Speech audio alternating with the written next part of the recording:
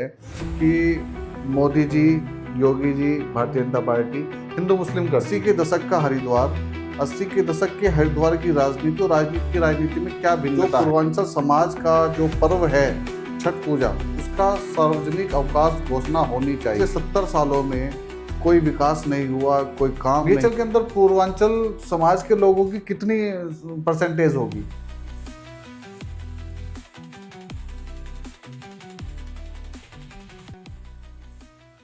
नमस्ते भारत, आप सभी दर्शकों का पुनः स्वागत है आपके अपने YouTube चैनल संवाद की पॉडकास्ट सीरीज संवाद विद दीपक पवार में। और आज हमारे साथ हैं राम यश सिंह जी, जो उत्तराखंड की राजनीति में एक अहम भूमिका निभाते हैं। वर्तमान में दायित्व रखते हैं प्रदेश उपाध्यक्ष कांग्रेस कमेटी। इसके अलावा national front Indian trade union NIFTU में भी रखते हैं राष्ट्रीय उपाध्यक्ष की भूमिका। अध्यक्ष हैं heavy electrical works trade union Haridwar के। और 1980 से 85 के दशक तक रानीपुर विधानसभा में विधायक के तौर पर रहे हैं। और आज एक पूर्वांचल का जो क्षेत्र है, जो पूर्वांचल की आवाज़ बन के आगे आ रहे हैं। औद्योगिक क्षेत्र होने के नाते हरिद्वार में पूर्वांचली लोगों की अभी संख्या बहुत ज़्यादा है। तो हाल ही में यश जी ने एक बहुत अच्छा प्रश्न उठाया कि जो पूर्वांचल समाज का जो पर्व है छठ पूजा, उसका सार्वजनिक अवकाश घोषणा होनी चाहिए। तो एक घोषणा होनी भी चाहिए क्योंकि एक समाज है जिसकी आज की तारीख में अच्छी संख्या है। तो उस पर तो हम बात करेंगे ही, उसके अलावा हम बात करेंगे उस दौर की राजनीति, 80 के दशक का हरिद्वार, 80 के दशक के हरिद्वार की राजनीति और राजनीति में क्या भिन्नता है। जब आज का युवा ये कहता है कि पिछले 70 सालों में कोई विकास नहीं हुआ, कोई काम नहीं हुआ, तो उन 70 सालों के दौरान जो ऐसे जैसे हमारा नवरत्न में से एक रत्न है BHL, तो वो किसकी देन है? तो कहीं ना कहीं एक प्रश्न बन जाता है, क्योंकि जब हम उस दौर में जाके यश जी से बात करेंगे तब हम समझ पाएंगे कि क्या सच्चाई है और क्या आज हमें बताया जा रहा है। नमस्कार आदरणीय, आपका बहुत बहुत आभार और साधुवाद संवाद में आने के लिए। धन्यवाद आप। तो संवाद शुरुआत करते हैं। और मेरा सबसे पहला जो प्रश्न और जो सबसे पहली जिज्ञासा है वो यही है कि जब आप विधायक रहे 1980 में, तो 1980 के दौर की राजनीति कैसी थी? 1980 में जो राजनीति थी वो सीधी सच्ची राजनीति थी। जो नेता कहता था करता था, जो सरकारें कहती थी वो करती थी। कांग्रेस की सरकारें थी। उस समय हरिद्वार उत्तर प्रदेश के अंदर था। हमने देखा, आपको बताऊं कि हरिद्वार विधानसभा के अंतर्गत हरिद्वार शहर से लेकर के रायसी तक क्षेत्र था जी। वहाँ आप बताऊँ लक्सर का जो एरिया है, सुल्तानपुर की तरफ पूर्वांचल में पूर्व में, उस समय बाढ़ जब आया करती थी तो लोग जो है रात भर थाली पीट करके जगे रहते थे। ये सोचते थे कि बाढ़ कब आएगी रात को और कहीं ऐसा मेरा गाँव ही न बह जाए। तो जगे रहते थे। तो उस समय और जगने का नहीं, थाली का ही सहारा था। उस समय हमने जब बाढ़ आई तो DM सहारनपुर हुआ करते, तो क्योंकि ज़िला सहारनपुर था तो DM को लेकर नाव में उस इलाके का भ्रमण किया था। नाव में DM सभी बैठे, नाव में हम भी बैठे, पुलिस फोर्स DM साहब की वजह से बैठी। और आपको बता दूं कि सारा इलाका नाव से ही हुआ। उसी समय हमने तय प्रण कर लिया था कि अगले बाढ़ तक हम इसको बांध बंधवा देंगे। और इसके लिए हमने जिला योजना से डिस्ट्रिक्ट की तरफ से जो है रिकमेंड करवा करके प्रदेश में करवाया। प्रदेश से, केंद्र से पैसा मंगवा करके हमने बांध बंधवाया। और वो बांध जो है आज तक 82 में बांध बंधा और 82 से लेकर के आज तक उसमें जरा भी कोई निशान भी नहीं पड़ा। इतना मजबूत बांध बंधा और वो इलाका सारा का सारा बच गया। आज भी उस इलाके में लोग, किसी से आप जाकर पूछ लीजिए तो लोग मेरा नाम लेंगे कि राम सिंह के वजह से हम बच गए। और वो इलाका काफ़ी तरक्की भी किया। मैंने बांध बंधवाया। इसके अलावा जो है लक्सर शुगर फैक्ट्री बंद हो गई थी, गन्ना डाइवर्ट देवबंद को हो गया था। हमने इंदिरा जी से मिल करके जो है लक्सर शुगर फैक्ट्री पर एडमिनिस्ट्रेटर कंट्रोल करवाया। और आप बताऊं कि भारत सरकार की देखरेख में लक्सर शुगर फैक्ट्री काफ़ी समय तक, कई साल तक चली और किसानों को कोई परेशानी नहीं होने दिया गन्ने के भुगतान में और उसमें। इसके अलावा तमाम सड़कें बनवाई, कहीं गन्ना समिति से, कहीं पीडब्ल्यूडी से, कहीं जिला योजना से। हमने काफ़ी काम किया और आज यही कारण है कि आज भी वहाँ के लोग कहते हैं कि साहब 80 से 85 में जो आपने काम करवा दिया उसके बाद किसी ने कोई काम नहीं किया, जबकि विधायक निधि 1 रुपया भी नहीं होती थी। अच्छा। ये विधायक निधि की तो बात छोटी है, जब जिला योजना में पैसा नहीं होता था, प्रदेश में पैसा नहीं होता था, तो विधायक निधि तो था ही नहीं किसी विधायक का, और कहीं भी पूरे प्रदेश में नहीं था। ये तो राजीव गांधी जी जब प्रधानमंत्री बने और उनकी में जब उन्होंने आके भाषण दिया कि हम जो है योजनाओं को धरती पर उतारेंगे और लोगों को उसमें शामिल करेंगे, आप बताऊँ तब उसके बाद जो है ये जो है योजनाएं काफ़ी वो हुई। लेकिन आज भी आप बताओ जो काम उस ज़माने में हो गया वो आज भी नहीं हो रहा। तो हमने तो क्षेत्र को काफ़ी तरक्की कराया और आज भी क्षेत्र के लोग याद करते हैं। पार्टी, ये बात दूसरी है कि पार्टी ने मुझे मौका नहीं दिया दोबारा लड़ने का, नहीं तो आप तो आज यही कारण है कि लक्सर क्षेत्र से जब से उत्तराखंड बना कोई भी कांग्रेस का प्रत्याशी जीता ही नहीं। तो इतना काम होने के बाद भी ऐसी क्या विडंबना रही फिर ये? भाई वो तो हमने काम किया, हमको चांस नहीं दिया। ऐसे लोगों को चांस दिया जिनका जनता से में कोई असर नहीं था। देखिए काम का असर तब पड़ता है जब आदमी काम करता है उसके बाद उसको लड़ाया जाता है। आप बदल देंगे प्रत्याशी, ऐसे प्रत्याशी को देंगे कि जो क्षेत्र में जाता न हो, तो लोगों में एक भावना होती है कि अगर हम जब आज नहीं ये कर रहा कुछ तो कल को एमएलए बन जाएगा तो ये तो हमारी बात सुनेगा नहीं, तो इसलिए लोग देते नहीं, इसीलिए कांग्रेस आती है। जी, बीएचएल के साथ आपकी क्या भूमिका है? जी, बीएचएल के साथ आपकी क्या भूमिका है आज की तारीख में? बीएचईएल में हमारी यूनियन है heavy electrical workers trade union, जो national front of Indian trade union से संबद्ध है। अच्छा। जिसके राष्ट्रीय अध्यक्ष जो है दीपक जायसवाल जी हैं। जी।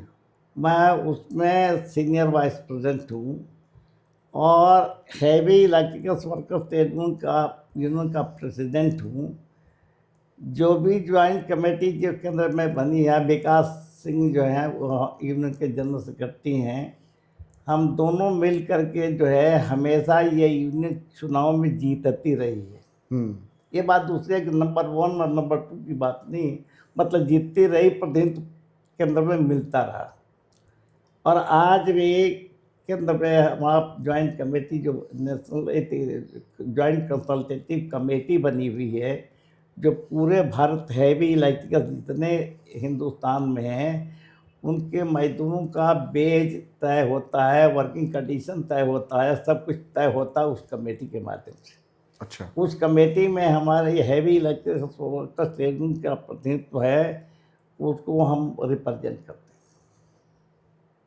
पूर्वांचल समाज के साथ आपका क्या योगदान जी। है? पूर्वांचल समाज के साथ हैं। मैं खुद भी पूर्वांचल का हूँ। आप कहाँ से आते हैं? मैं इस समय तो कुशीनगर जिला हो गया है, हालांकि हम जाते नहीं, साल में एक बार जब शुगर फैक्ट्रियों का दौरा करता हूँ जी। तो 2-3 घंटे के लिए गांव चला जाता हूँ। गांव के लोग आ जाते हैं घर पर मेरे, मिल जाता हूँ। लेकिन शुगर फैक्ट्री जितनी है उत्तर प्रदेश में, अब मेन शुगर फैक्ट्री ही है। उत्तर प्रदेश में तो और इंडस्ट्रीज है नहीं, जी। मेन शुगर है, और शुगर में हमारा पूरा होल्ड है। हम्म। वो जो बिल्डिंग हम निफ्टू का बता रहे हैं वो भी निफ्टू के नाम से नहीं है, निफ्टू से संबंध है इसलिए निफ्टू कह देते हैं, लेकिन एक्चुअल वो बिल्डिंग जो है शुगर फेडरेशन का है। उत्तर प्रदेश प्रगतिशील शुगर मिल मजदूर फेडरेशन, उस फेडरेशन के पास आज 65 लाख की एफडी भी है। हम्म। आज कोई संगठन ऐसा नहीं है जो उत्तर प्रदेश में जिसके पास कोई एफडी हो या अपना कोई दफ्तर। हमारा उत्तर प्रदेश प्रगतिशील शुगर मिल मजदूर फेडरेशन के पास अपना दफ्तर है, 2 मंजिला बिल्डिंग उसके नाम से है, और हमारा कार्यालय है, और कोई भी गवर्नमेंट आती है हमारा शुगर फेडरेशन को प्रतिनिधित्व देती है हर कमेटी में। ठीक है।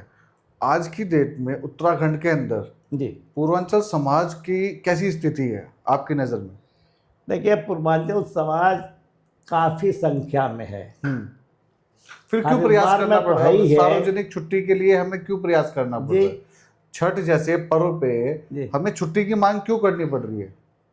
सरकार सुनती नहीं है।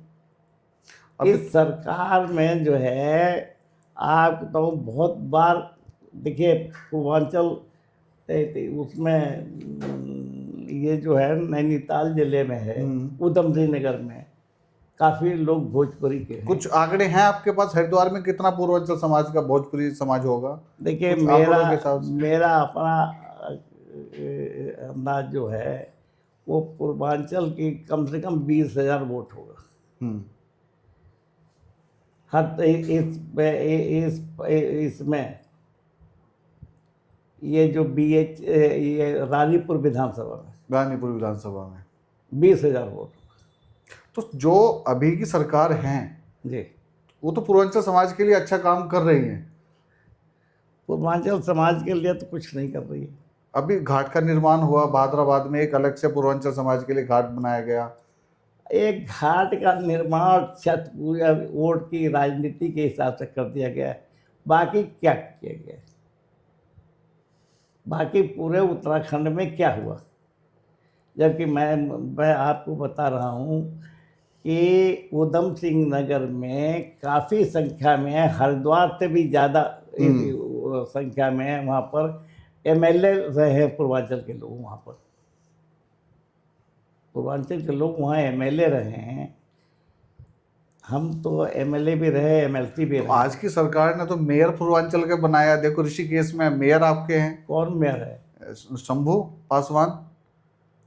शंभू पासवान जो वहाँ पर ऋषिकेश के मेयर हैं। मेयर तो चूंकि इसलिए कि चुनाव हुआ, जनता ने चुन लिया, और जनता ने इसलिए चुन लिया कि बहुतायत संख्या में वोट है पूर्वांचल का। तो वोट होने से कहीं ना कहीं सरकार पे तो दबाव जी। तो बनता ही है। पूर्वांचल समाज का वोट होने से कहीं ना कहीं दबाव तो बनता ही है। बहुत दबाव बनता, लेकिन सरकार मानती नहीं है। यहाँ 2 ही पार्टी है उत्तराखंड में, कांग्रेस और भाजपा, ये दोनों ही इग्नोर करते हैं। जो एक मित्र और था, मैं कह दूंगा तो वो उसको आप हाईलाइट कर देंगे, वो ठीक नहीं। नहीं कह दीजिए आप। देखिए, कहने से कोई फायदा नहीं। चलिए तो फीलिंग यहाँ बहुत ज़बरदस्त।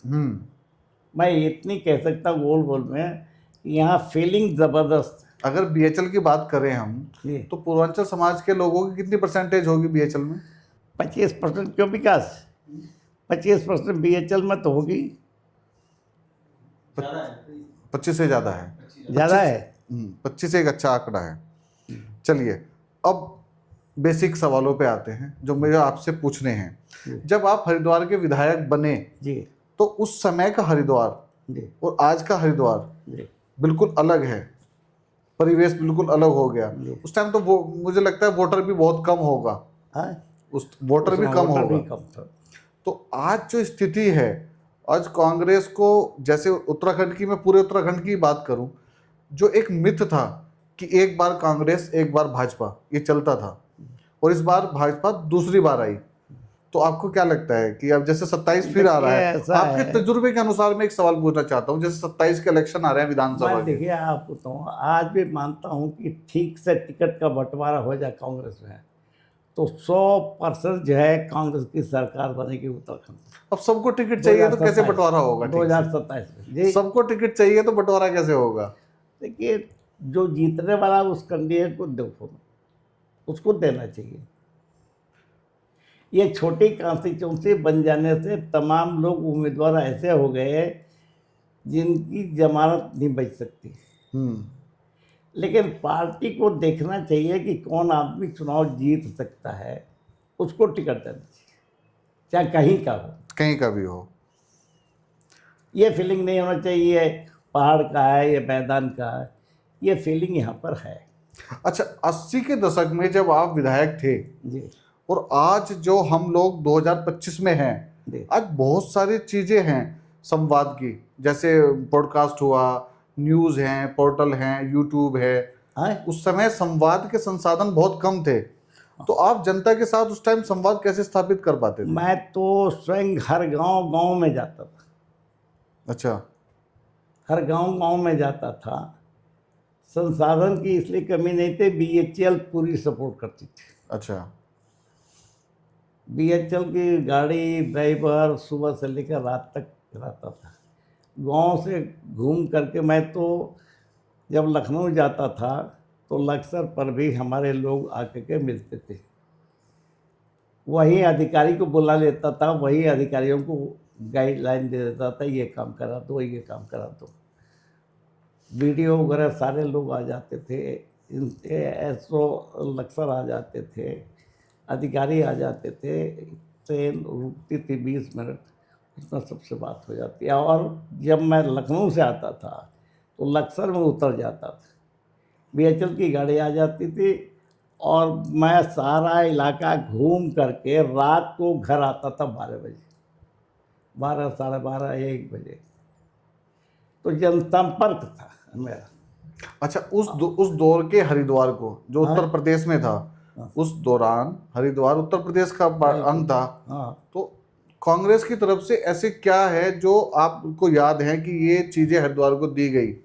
ऐसे क्या संसाधन हैं जिनको आप देखिए, गिनवा सके? कांग्रेस ने हरिद्वार को हमेशा प्राथमिकता दिया। आपको बता दूं कि इंदिरा जी कई बार आई आनंदमयी माँ के दर्शन करने के लिए, और हरिद्वार को विशेष महत्व उत्तर प्रदेश में मिलता था। आज वो हरिद्वार को उत्तराखंड में नहीं है। आप भी महसूस करते हो। सही है। देखिए, हरिद्वार ऐतिहासिक नगरी है, गंगा जी का तो है ही है। लेकिन ये एक बात हुआ, बीएचईएल के वजह से भी आपको हरिद्वार हरिद्वार हुआ। सन 66 में मैं आया था, 20 फरवरी 1966 को हरिद्वार ज्वाइन किया था मैंने, भोपाल से ट्रांसफ़र होकर के। सन 62 में तो मैं भोपाल गया था, सन 66 में हरिद्वार आया था। तब से मैंने देखा कि हरिद्वार को उत्तर प्रदेश में बहुत विशेष महत्व दिया गया।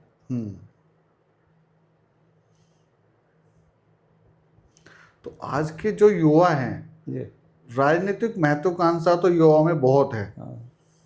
पर जो भी चाहता है, जो राजनीति में आना चाहता है, वो आते ही चाहता है कि उसको टिकट मिल जाए। बात यही कमी है। आते ही चाहता है कि एमएलए बन जाए। हाँ। एमएलसी का पद तो है नहीं यहाँ पर, एमएलए बन जाए, तो वो आपस में जो है एक दूसरे की काट है। कांग्रेस को या किसी भी पार्टी को, मैं ये नहीं कह रहा हूँ कांग्रेस को, किसी भी पार्टी को उसको देखना चाहिए कि उसकी पिछली भूमिका क्या रही है, पार्टी के प्रति कितना वफादार रहा है, पार्टी के लिए क्या किया है, क्षेत्र में क्या उसका है।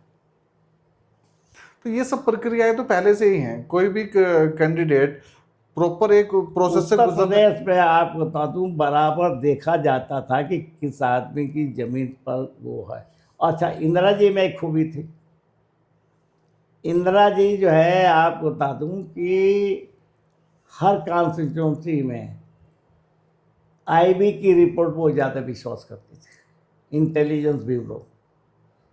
मैं आपको बता दूं, वैसे आपकी बात के अलावा मैं कहना चाहता हूँ, मैं उन दिनों में इंदिरा जी के काफ़ी नज़दीक थे यशपाल कपूर साहब, जी। काफ़ी चर्चा रखती थी। मैं यशपाल कपूर जी को सवेरे मिलने के लिए गया था। लाइन लगी थी, 9 बज रहा था, तो सवेरे सवेरे चला गया था 9 बजे। फिर चाय पीने के लिए वहाँ से बगल में पंडारा रोड पर ही दुकान थी, वहाँ आया। तो आप बता दूँ, हमारे साथ एक लड़का पवार है, शिवालिक नगर में रहता, वो भी था। तो मैंने कहा चल पवार चाय पी के आते हैं। चाय पीने के लिए आए, बैठे थे, तो मुजफ्फरनगर के 4-5 लोग आए उस दुकान पर। हम उनको नहीं जानते थे। उन्होंने चर्चा किया कि आईबी की रिपोर्ट कहाँ, किसके लिए, किस फेवर में है। उन्होंने जब कहा कि हरिद्वार के लिए कोई रामजत सिंह है, रामजत सिंह को अगर टिकट मिल जाए तो वो सीट निकल जाएगी 16 साल के बाद। आपकी आयु क्या थी उस समय जब आपको पहला टिकट मिला? उस समय आपकी आयु क्या थी जब आपको पहला टिकट मिला? हाँ, आपकी आयु क्या थी उस समय? आयु 35 साल की थी। 35 वर्ष आयु थी।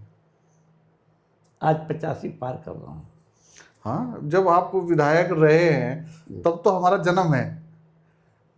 हाँ, तो 85 में मैं विधायक बना था। और आज भी आप इतनी सक्रियता है आपकी, विभिन्न जगहों पे आपकी पूरी सक्रियता है।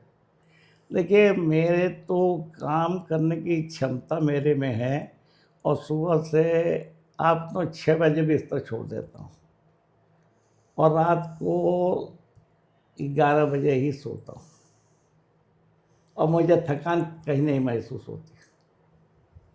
प्रशासन से क्या कहना चाहते हैं आप? पूर्वांचल समाज के लिए आपकी क्या मांग है प्रशासन और प्रशासन से? भाई, पूर्वांचल समाज के लिए तो हम ये कहना चाहते हैं कि भाई पूर्वांचल समाज को प्राथमिकता दिया जाए। वोट की संख्या के आधार पर दिया जाए, चाहे वैसे दिया जाए, लेकिन दिया जाए ताकि वो तबका जो है किसी के साथ जुड़ सके, और वो अपने को अनाथ न समझे। घाटों पे तो अच्छी खासी व्यवस्था की जाती है जी, घाटों पे तो पूर्वांचल समाज के लिए छठ पर्व मनाने की सभी घाटों पे व्यवस्था है। व्यवस्था क्या सरकार ने की, तो सब लोगों ने अपना आप ही व्यवस्था किया। सरकार नहीं करती है। सरकार क्या करती है? सरकार कुछ नहीं करती। युवाओं के लिए कुछ संदेश आपका? युवाओं के लिए भी नौकरी में रिजर्वेशन दिया जाए कुछ, मतलब वैसे किसी को नौकरी नहीं मिल रही है, तो पूर्वांचल को कहाँ से आप दे देंगे? नहीं, ऐसा तो नहीं है। ऐसा तो नहीं है नहीं, नौकरी। कहाँ नौकरी मिल रही है? मैंने आपको बैठते ही कहा था कि 2014 में मोदी जी ने कहा था कि भ्रष्टाचार मिटाएंगे। अगर हमारी सरकार बनी, और कहा था कांग्रेस को आपने 65 साल दिया, ये उनका वो, हमको 65 महीने दे दीजिए, हम वो करके दिखाएंगे जो आज तक हुआ ही नहीं। तो हो रहा है, भारत कुछ विकसित नहीं हो रहा है। विकसित भारत की ओर भारत देखिए बढ़ आप रहा है। बताओ, खाली भारत का नाम जोड़ने, देखिए अब लोग मोदी जी को समझ गए। कांग्रेस ने अगर समझदारी से टिकट का बंटवारा कर दिया काम करने वाले लोगों को, जो इसको जनता चाहती है, तो मैं आता हूँ, मैंने कहा कि 2027 में कांग्रेस की सरकार उत्तराखंड में श्योर बनेगी। तो जो पुराने वरिष्ठ नेता हैं जी। आपके समांतर, क्या कांग्रेस में अभी भी उनकी पूछ है, उनसे राय शुमारी होती है? देखिए कांग्रेस में तो जो बनता है अपना यजमान ढूंढता है, हम्म। जो मैं कांग्रेस की बात करूँ। बाकी कौन जीतने वाला है, देखिए होना ये चाहिए कि जो जीतने वाला कैंडिडेट, जो जनता के बीच में रहता हो, उसको टिकट मिलना चाहिए। हम्म। अगर ऐसे लोगों को देंगे तो पार्टी भी मजबूत होगी, सत्ता में भी कांग्रेस आएगी। यही हो नहीं पाता। बिल्कुल सही बात है। चलिए। इंदिरा जी के ज़माने में होता था। वीर बहादुर सिंह यूपी में थे, वो तो काम करने वाले आदमी को ही चुनते थे। अभी देखिए, सभी काम करने वाले हैं। आज का जो दौर है वो दिखावे का दौर है। दिखावे के दौर से काम नहीं चलता है ना साहब, आप बताओ। दिखावे के दौर से तो आप बताऊँ, लक्सर में पिछले बार कांग्रेस ने जो है वो अंतरिक्ष सैनिक को दिया था हम्म। कि बहुत पैसा वाला है, हम्म। हार गए बुरी हाँ। तरह से।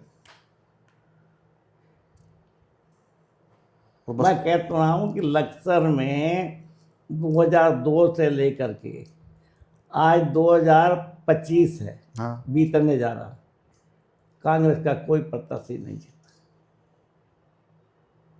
अभी भी बसपा का शहजाद है एमएलए। बसपा का है। चलिए, अब 27 आ रहा है। इसलिए कि सही चयन नहीं होगा तो जनता तो चुनना, जनता को तो जनता तो अपने हिसाब देखिए, से जनता तो तब चुनेगी ना, जो पार्टी कैंडिडेट उनके सामने लाएगी, जनता को तो उसी में से चुनना है। हाँ, लेकिन आप तो सही पार्टी जो ले आएगी आदमी उसको दे देता है। ना। अब देखिए आप बताऊँ, जातिवाद भी बहुत है। हम्म।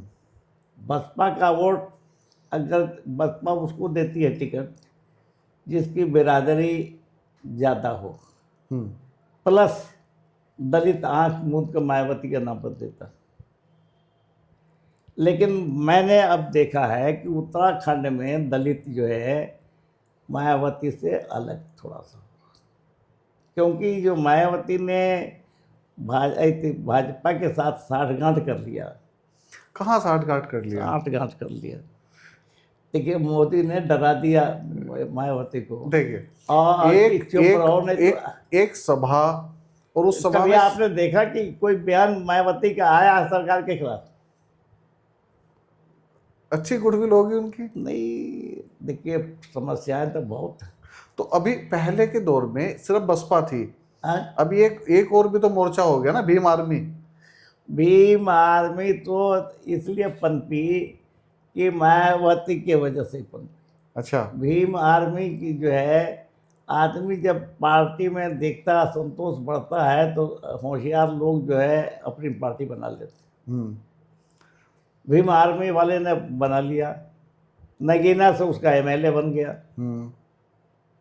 नगीना में ज्यादा इन लोगों का वोट बैंक ज्यादा है नगीना में, या मुस्लिम कम्युनिटी का वोट ज्यादा है? ऐसा है, बिरादरी, दलितों में बिरादरीवाद, सभी में है बिरादरीवाद। अच्छा, एक बिरादरीवाद से लोगों को उठ करके अपना नुमाइंदा चुनना चाहिए, चलिए तब काम करेगा। हाँ, बिरादरीवाद की बात हुई, बात एक हो रही है लगातार हिंदू मुस्लिम, एक अब एक प्रश्न आता है निकल नहीं, के। मोदी जी ने ऐसा कर दिया है, बिरादरीवाद को कम करने के लिए उन्होंने हिंदू मुस्लिम की बात कर दी। अच्छा, अभी और उसको जो है योगी जी ने मुसलमानों को अंदर कर दिया तो हिंदू खुश हो। अच्छा, एक प्रश्न आपसे है, उसी दौर का प्रश्न है, आप भी उसी दौर से आते हैं। आज एक बात निकल के आती है कि मोदी जी, योगी जी, भारतीय जनता पार्टी हिंदू मुस्लिम करती है, पर भारत का बंटवारा वो क्यों हुआ? अगर हिंदू देखिए वो मुस्लिम, तो उस समय तो भारतीय जनता पार्टी का अस्तित्व देखिए भी नहीं ऐसा था। है, उस दरमियान में तो मैं राजनीति में था नहीं, लेकिन एक बात बताऊं कि उस समय इसलिए कि जिन्ना अंग्रेजों ने ही जिन्ना को चढ़ाया हम्म। और जिन्ना को चढ़ा करके पाकिस्तान की बात करवाई, तो आप तो उस इस वजह से हिंदुस्तान पाकिस्तान का बंटवारा हो गया। हम्म। उसको गांधी जी भी रोक नहीं सकते थे। तो यानी कि भारत के मूल में हिंदू मुस्लिम का जो ये डिफरेंस था ये पहले से था, और कहीं ना देखिए कहीं बीजेपी इसको। ऐसा है ना, आप बता दूं, मैं वो आपको मैं वैसे ही बता रहा हूँ कि देखिए फीलिंग तो मुस्लिम में है। किसको लेके, देखिए राष्ट्र को लेके? मुस्लिम जो है, कोई कैंडिडेट खड़ा हो मुसलमान, वो तो मुसलमान पहले वोट देता है मुस्लिम को, हम्म। उसके बाद उसको वोट देता है उस पार्टी को जो भाजपा को हराने की स्थिति में होगा। हम्म। ये उसके सामने है पिक्चर, इसके अलावा उसके सामने कोई पिक्चर नहीं। अच्छा नेताजी, एक प्रश्न मेरे मन में आ रहा है। आप तो राजनीति में आ गए थे बहुत पहले, 80 के दशक में। हाँ, कांग्रेस का पहले चुनाव मैं चिन्ह, छात्र जीवन से ही राजनीति, छात्र जीवन से कांग्रेस की राजनीति में, हाँ कांग्रेस का कांग्रेस कांग्रेस का कांग्रेस पहला, कभी छोड़ा नहीं। अच्छा कांग्रेस का पहला चुनाव चिन्ह क्या था? कांग्रेस का पहला चुनाव चिन्ह क्या था? पहले चुनाव चिन्ह। सन 42 की, हम्म। उस समय तो मैं होश में नहीं था, 40 में तो पैदा हुआ मैं, तो 42 में कैसे जान। नहीं, उस दौरान जब ये हमारा जो हाथ का पंजा है, हाँ, हाथ का पंजा जो है कांग्रेस का चुनाव चिन्ह, ये हमें कौन से साल में मिला? चुनाव चिन्ह हम्म। जैसे भारतीय जनता पार्टी का कमल है। ये तो कांग्रेस को 1950 से नहीं, 1985 में नहीं, 1885 में मेरा ख्याल से, तब से यही है। 1885। चलिए, तो उसकी राजनीति की बात हुई, आज की राजनीति की बात हुई, पूर्वांचल समाज की बात हुई। आपके अंदर आज इस आयु में भी जो अपने क्षेत्र और अपने क्षेत्रवासियों को लेके जो भाव हैं, वो अगर हर व्यक्ति के मन में आ जाएं तो राजनीति फिर वही वाली राजनीति हो जाए जो उस दौर की देखिए राजनीति थी। क्षेत्र जो है, जो होशियार लोग हैं वो अपना क्षेत्र को तरजीह देते हैं। मैंने देखा, आप बता दूं, प्रैक्टिकल बता रहा हूं, राजीव जी प्रधानमंत्री थे, हम्म। इतवार को वो अपने क्षेत्र के लोगों से ही मिलते थे, रायबरेली की मेरी यूनियन थी वहाँ पर। मैंने एक पर्ची भेजा इतवार के दिन और लिख दिया कि मैं जगदीशपुर BHL के यूनियन का अध्यक्ष हूँ, और था भी अध्यक्ष, कोई झूठा हमने बात नहीं की। फौरन बुला लिया गया हम्म। इतवार को, जबकि केवल वो अपने क्षेत्र के ही लोगों को मिलते थे। क्षेत्र के नाम से मैंने पर्ची भेजा, तब मैं यूनियन का अध्यक्ष था इसलिए। उस टाइम इतना आसान था एक विधायक का प्रधानमंत्री से मिलना? उस दौर में एक विधायक का प्रधानमंत्री से देखिए मिलना? ऐसा है, इंदिरा जी को तो मैंने देखा था, इंदिरा जी पर्सनली देखा था। इंदिरा जी सुबह 8 से लेकर 9 तक आम जनता से मिलते थे, सोमवार से लेकर के शुक्रवार तक। शनिवार इतवार तो अब क्षेत्र देश का दौरा करती थी। मैं गया, आपको बता दो, मुझे एक हमारे एक पाठक जी थे, रामनारायण पाठक जी, जो यूपी में लेबर मिनिस्टर थे, तो मैं MLA था, तो मैंने एक, उन्होंने कहा, पाठक जी ने कहा, रामेश जी आप इंदिरा जी से बहुत मिले होंगे। एक बार तो मुझे मिलने का ऐसा भी मौका आया कि जब हमारा यहाँ RK गर्ग से झगड़ा हुआ था, लठ चली थी, अच्छा। तो SM बनर्जी ने यहाँ भाषण दिया था, इंदिरा जी को लैला कहा था कि हम लैला से प्यार करते हैं, लाला के कुत्तों से प्यार नहीं करते, ओ, और हमारी डंडे चले थे काफ़ी, क्योंकि दफ्तर पर कब्जा करना चाहते थे।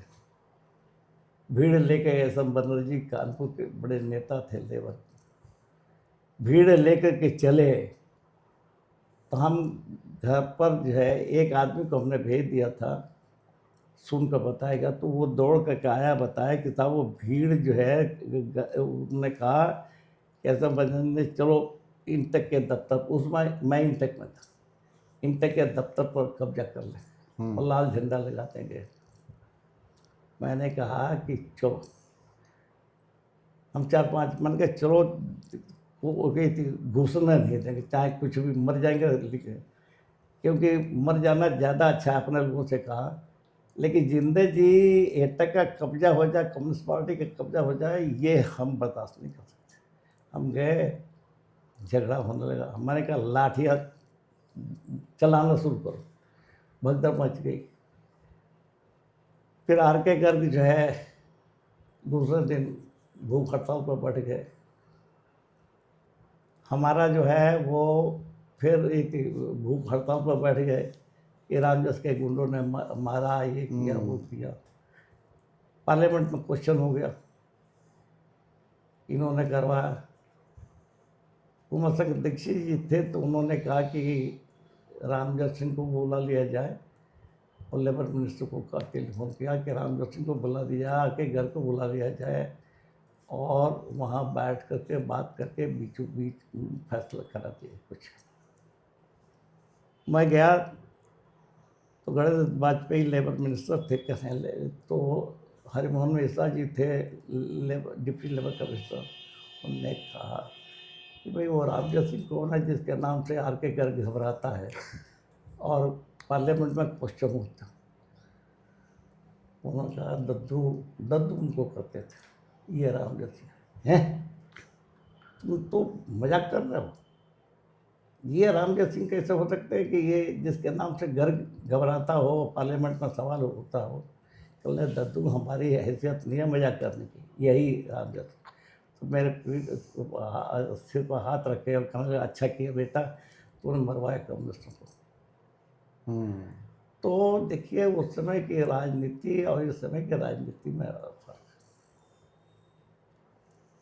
बहुत सुंदर, बहुत बढ़िया रामजस जी, बहुत ही अच्छा। और एक उस दौर की राजनीति, आपसे संवाद स्थापित करते करते हम 80 के दशक तक की यात्रा करके आ गए, और कहीं ना कहीं इस संवाद, इस पॉडकास्ट के माध्यम से आज जो युवा राजनीति में सक्रियता लाना चाहता है उसे बहुत कुछ सीखने को मिलेगा कि राजनीति ऐसे की जाती है और राजनीति उस दौर में ऐसे होती थी। आज की राजनीति तो ये है काम न करना पड़े, बन जाए बस, बन जाए। चलिए, तो आप आज हमारे साथ थे प्रदेश उपाध्यक्ष रामजस सिंह जी, जो कांग्रेस से आते हैं और 80 के दशक में विधायक रहे हैं हरिद्वार से, और विभिन्न चीज़ों के साथ साथ आज हमने बात और एमएलसी भी रहा मैं, एमएलसी भी रहे हैं 6 साल तक। तो विभिन्न मुद्दों पे हमने बात की और हमने कोशिश की कि आज के युवाओं को उस दौर की राजनीति के हर पहलू को दिखाया जा सके कि राजनीति उस दौर में होती थी तो कैसे होती थी। उसके अलावा रामजस जी ने बात की अपने पूर्वांचल समाज के लोगों के बारे में, उनकी सुविधाओं के बारे में, उनकी सुविधाएं मिले और उनको शासन और प्रशासन की तरफ से जो मूलभूत सुविधाएं हैं कम से कम वो मिले, कोरा दिखावा ना हो। तो ये विभिन्न चीज़ों पे हमने संवाद स्थापित किया। बहुत बहुत धन्यवाद आपका हमारे लिए समय निकालने के लिए। एक बात बताऊँ और कि पूर्वांचल के लोग जो है 90% कम से कम मेरे साथ। बहुत सुंदर, बहुत सुंदर, ये विश्वास है और निश्चित रूप से आपका साया उनके ऊपर ऐसे ही बना रहे, एक मजबूत स्तंभ की तरह आप उनके साथ खड़ी रहें, उनका हौसला बने रहें। ठीक, नमस्ते भारत। धन्यवाद आपका बहुत बहुत।